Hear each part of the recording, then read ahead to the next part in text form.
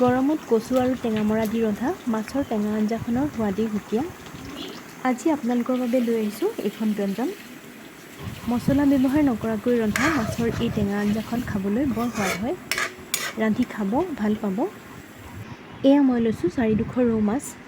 মাছকেইডোখৰ ধুই লৈ প্ৰথমতে হালধি নিমখ সানি লৈছোঁ।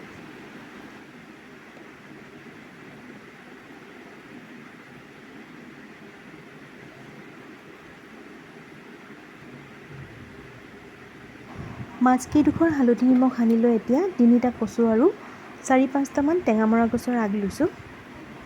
কচুকেইটাৰ বাকলি গুচাই লৈছোঁ।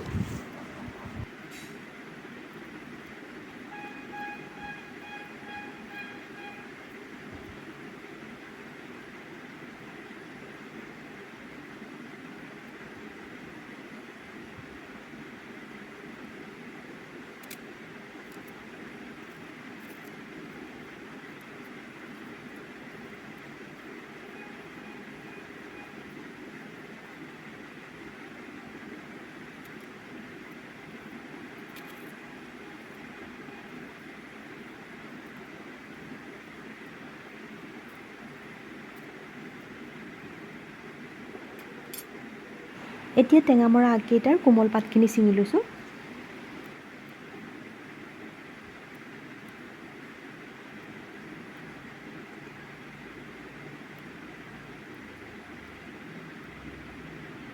এতিয়া ভালকৈ ধুই লৈ কাটি ল'ম।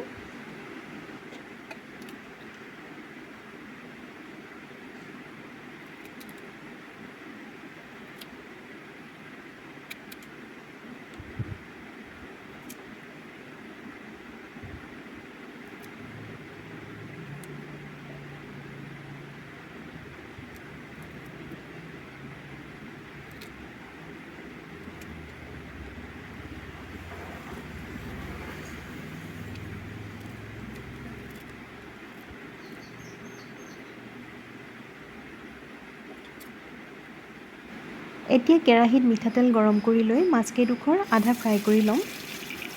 যিহেতু জোলত দিম, আধা ফ্ৰাই কৰি ল'লেহে মাছৰ ৰস ধুনীয়াকৈ ওলাব আৰু সোৱাদ হ'ব খাবলৈ। আৰু যদি কেঁচাকৈ দিম বুলি ভাবে তেনেকৈও দিব পাৰে।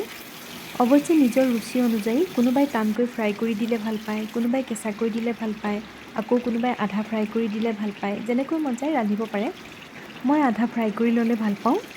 আধা ফ্ৰাই কৰি কাঢ়ি ল'লোঁ। এতিয়া মাছ ফ্ৰাই কৰা তেলখিনিতে আধা চামুচ গোটা মেথি আৰু 2টা শুকান জলকীয়া ভাজি লৈছোঁ। মাছৰ টেঙা জোল ৰান্ধিলে গোটা মেথি আৰু শুকান জলকীয়াৰ ফোৰণ দিলে গোন্ধটো বৰ ধুনীয়া লাগে। তাৰপিছত পিঁয়াজ এটা কাটি আৰু আদা নহৰু অলপ থেতেলিয়াই লৈ ভাজি ল'লোঁ। পিঁয়াজ আদা নহৰুখিনিৰ লগত তেলত জোখমতে হালধি দি ভাজি লৈছোঁ। তেতিয়া কালাৰটো বৰ ধুনীয়া হয়। ভালকৈ অলপ ৰঙচুৱাকৈ ভাজি লোৱাৰ পিছত কচুখিনি দিছোঁ। লৰাই লৰাই ভাজি লৈছোঁ।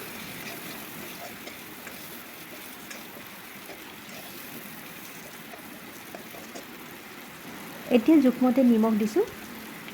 তৰকাৰীখনত আৰু একো মছলা ব্যৱহাৰ নকৰোঁ। এনেকৈ খাবলৈ বৰ সোৱাদ হয়। ভালকৈ লৰাই ভাজি লৈ এতিয়া অলপ সময় ঢাকি দিছোঁ। কচু সিজিবলৈ বেছি দেৰি নালাগে। এতিয়া প্ৰায় 5-6 মিনিটমানৰ পিছত ভালকৈ লৰাই লৈ 1.5 গিলাচ গৰম পানী দিছোঁ। এতিয়া আকৌ অলপ সময়ৰ কাৰণে ঢাকি দিম। গেছৰ ফ্লেমটো মিডিয়াম টু ল' কৰি।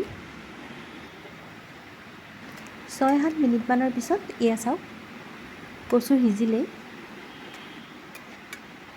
এতিয়া মই ইয়াত দি দিম কাটি থোৱা টেঙামৰাৰ পাতখিনি। টেঙামৰাৰ পাতখিনি দিয়াৰ লগে লগে সিজিয়ে যাব। এয়া চাওক।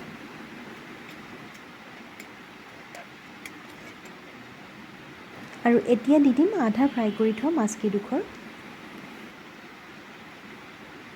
এতিয়া আৰু বেছি দেৰি নালাগে, অলপ সময় উতলাই ল'লেই মাছৰ টেঙা আঞ্জাখন হৈ যাব। ঢাকি দিছোঁ গেছৰ ফ্লেমটো ল'ত ৰাখি। আৰু প্ৰায় 7-8 মিনিটমানৰ পিছত এয়া মাছৰ টেঙা আঞ্জাখন ৰেডি হৈ গ'ল। গৰমত এনেকৈ উজোতে এনেকুৱা থলুৱা ৰেচিপিবোৰ ৰান্ধি খাই ভাল লাগে। এনেকৈ ৰান্ধি নাই খোৱা যদি আপোনালোকে এবাৰ ৰান্ধি খাই চাব, ভাল পাব। আজিৰ এই ৰেচিপিটো চাই যদি আপোনালোকে ভাল পাইছে, ভিডিঅ'টোত লাইক এটা কৰি যাবলৈ নাপাহৰিব।